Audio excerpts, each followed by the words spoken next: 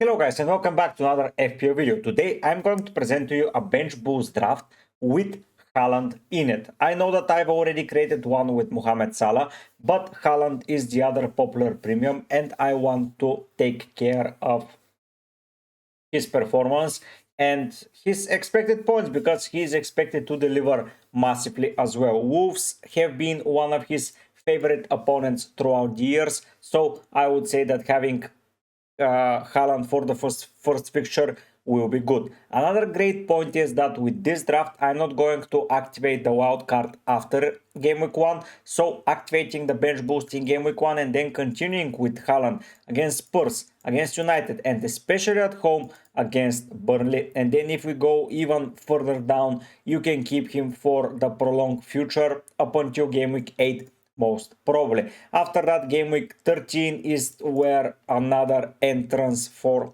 Haaland will be required, but let's not focus too far ahead and let's start by adding Erling Haaland into our team as our first player. The bench boost is going to be activated and we are having expected points of 5.3. Let's go and continue building. By the way, I don't know if he will be the captain or not, but let's give him the captaincy armband for this particular case. Now, what I tend to look and do at a wildcard draft is a bench boost draft is that I tend to prepare for the foreseeable future, not only for this particular week. This would mean that I have to put in players that are having a good fixture run and not only look at game week 1. Looking at game week 1 though, it's pretty important also because you can put in some players that are low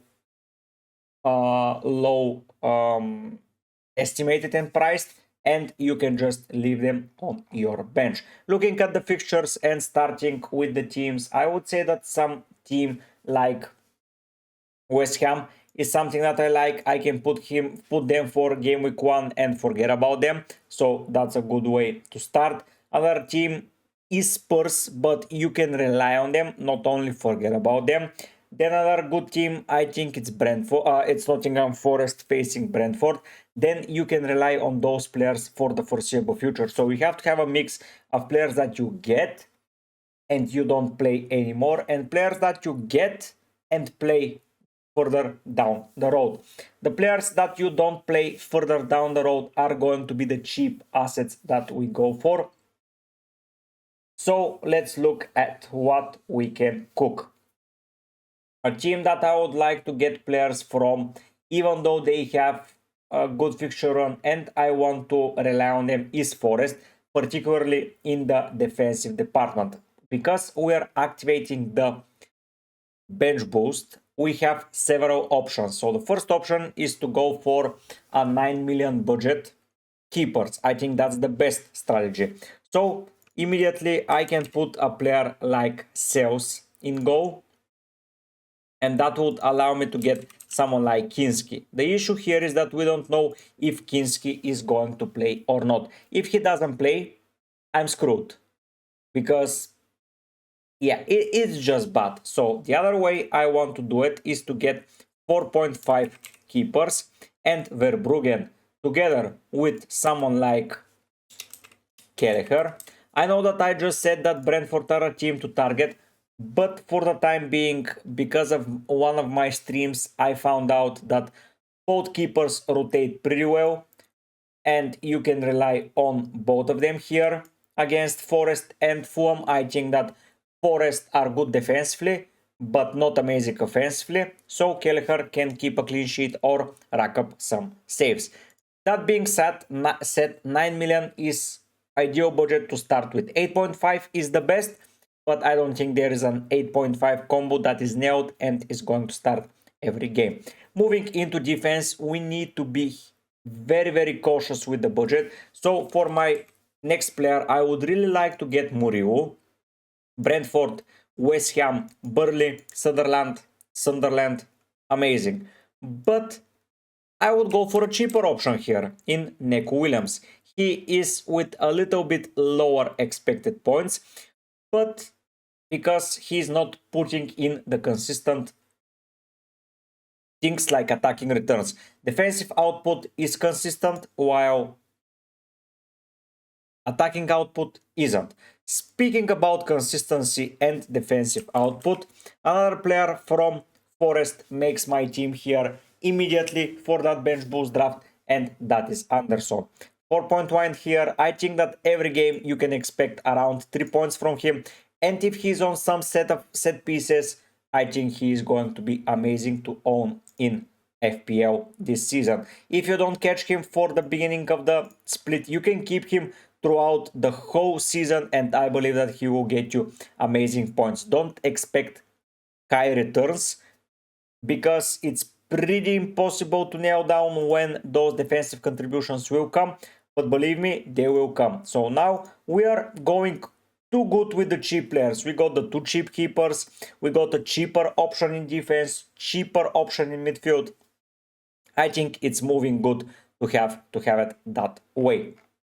Of course, we're done with Forest. I can rely on those players every game and I can bench them in the difficult fixtures. Spurs is another team that I would like to get players from, and I would like to bench them in game week 2 against City, the defensive assets, and I would play my other assets that I have into the side. Now, moving into a Spurs player immediately, the guy that I was rooting for the whole season so far, that is Dominic Solanke. I think that he has an amazing opening fixture and a good fixture run on the horizon. Another player that I would probably get in that team is going to be Udogi. 4.5, it's cheap.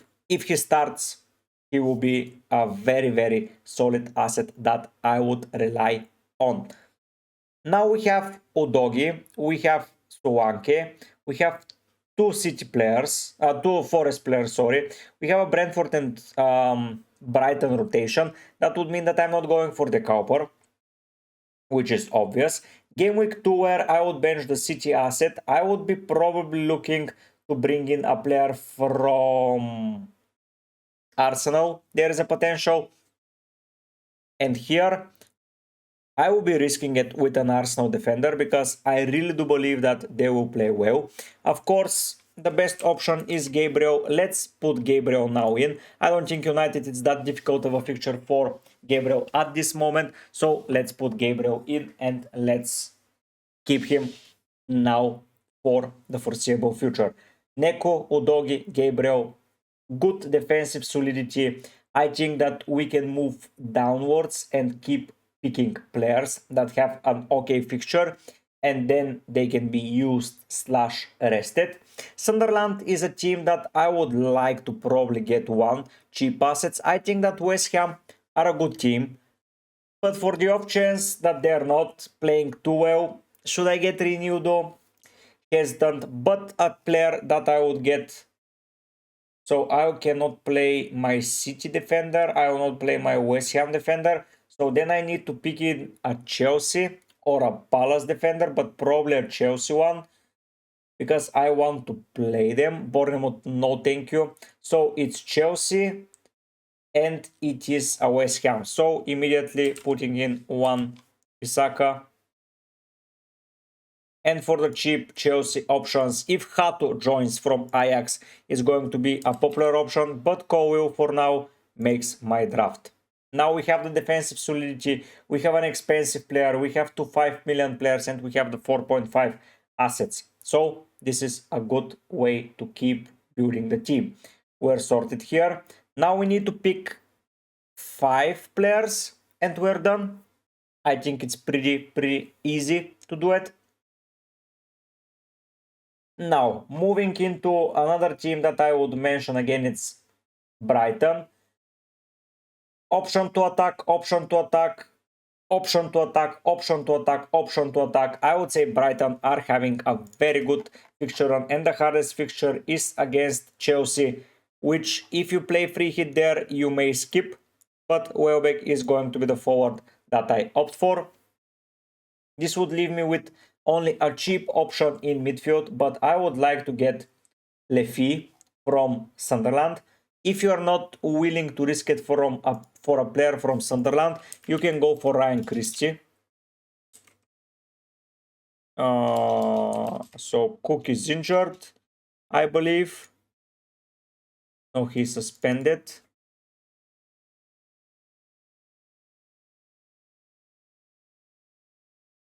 Let me go to Bournemouth. Oh yes, I'm missing Christie here. I think that he has a nice potential. I know it's against Liverpool, but I think he gets the defensive contributions and you put the floor here and it's good. I think that we need now some players that are going to carry some weight, and that is Cole Palmer. I think that adding a Chelsea asset here is pivotal. And we have 17 million. I think that's pretty enough. I would go for Ndai. I know that they face Leeds, Brighton, Wolves, Aston Villa, Liverpool, West Ham. It doesn't look ideal, but he's on penalties and he's 6.5. So I think I can even improve Christie. So I will leave that open for now. Looking at the fixtures, what we are missing, we are missing an Arsenal player, obviously, because United and Leeds. But the fixture and after that, it's tough for them. I would be hesitant if I want to have them. A player that I'm missing is a player from Aston Villa, and here it will be Morgan Rogers that joins the team. I think that here it's good enough. And here with Ryan Christie, we have 8.5.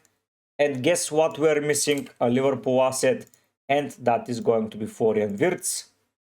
And the draft built itself. Basically, it built itself. So we have 71 expected points for this week, activating the bench boost. I think it's good. Bournemouth, Newcastle, Arsenal, Burnley, you keep Wirtz. You have Anderson to cover, you have Cowell, you have Wan-Bissaka. So we move to game week 2. We play Verbruggen, Williams, we play Cowell, and we play Gabriel. We play Wirtz, Rogers, and Dai, Palmer, Haaland, Suwanke, Welbeck, yes. Then we go to game week 3. We play Kelleher here. We play, instead of Gabriel, I can play Udogi. Instead of Welbeck, if you're not willing to risk it with Welbeck, I can play Anderson here. Then we move to game week 4. We go with Verbruggen once again. Here we have Forest, West Ham, Brentford. We have Bournemouth instead of Arsenal. So we are sorted. Game week 5. We have Burnley. So against Burnley, I'm picking him instead of Ndai. Here this guy leaves for Burnley. I have Fulham here. Captaincy option is Palmer. It's Rogers. It's Wirtz. Then we move to game week 6. And we're once again with a good team here. I'm putting Ndai back in.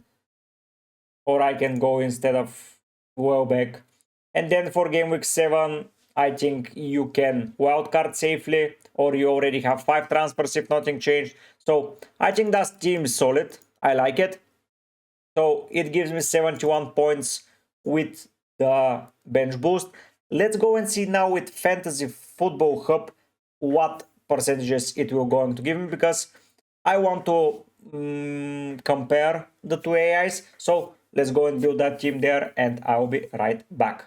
So here is how the team is looking at Fantasy Football Hub website.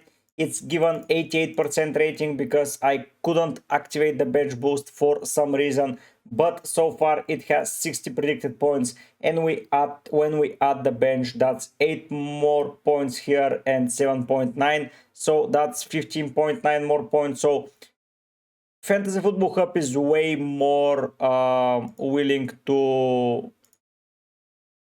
give points for different things. For example, Gabriel here is at 4.6, while with FPL team he is at 4.3. Verbruggen is at 4.1 there, but here he is at 3.9. So there are differences, but I think that this draft is good. It's given only 88% rating, but when activating a free hit, a bench boost, sorry, I keep saying free hit, but when activating the bench boost, I think that you get good returns and some solid numbers. I think that this draft is amazing, and I just don't see it being something that we regret if you decide to activate it, and you can keep riding with this draft probably up until game week 7 when you have more than 5 transfers. So you would have used one and then you have 5 booked transfers if you don't want to activate the wildcard. So I think this is a good draft if you want to join FF Hub and see different stuff. I will just move to the next slide, explain it all to you, and I will be leaving links in the description. I already mentioned FF Hub's AI rating portion, but not only that, they have so many more amazing stuff you can find by yourself. One of the best offers is that if you register now and if you declare which mini league you want to win and you don't win it, you will get your money back. That's a promise. If you follow the terms and conditions, everything will be coming back to you. If you follow the link down in the description and you subscribe to their service, you will support me financially as well, as I'm partnering up with them this season, and those affiliate links are going to help me grow. This is about the mini leagues, this is about the AI rating. Hopefully you enjoyed it and hopefully you feel nice when seeing that team. I feel like the team is in good hands, in good shape. Wasif, that was because of your request. Hopefully you enjoyed it, and I hope to see many more requests by you guys. If you leave them down in the comment section, it will be very much appreciated. Before we go, I want to mention that we have member section, which helps me financially as well and helps me grow as well. We have 3 levels: basic, advanced, and legendary. Here are the perks that you win. With every higher level you earn more and more perks, and every perk in the level before that. And for example, for legendary you get all of those perks. For advanced you get basic and advanced, and for basic you get only basic. You will not regret signing up. I think we're going to have a lot of fun during the season. And of course, if you want to support me any way or form, FF Hub, these memberships, then you go to super chat, super comments, donations, etc. You can support me in any way or shape or form you find reasonable for you. If you don't want to spend any money, don't hesitate to just subscribe to the channel. It's completely for free and it will still help me grow massively.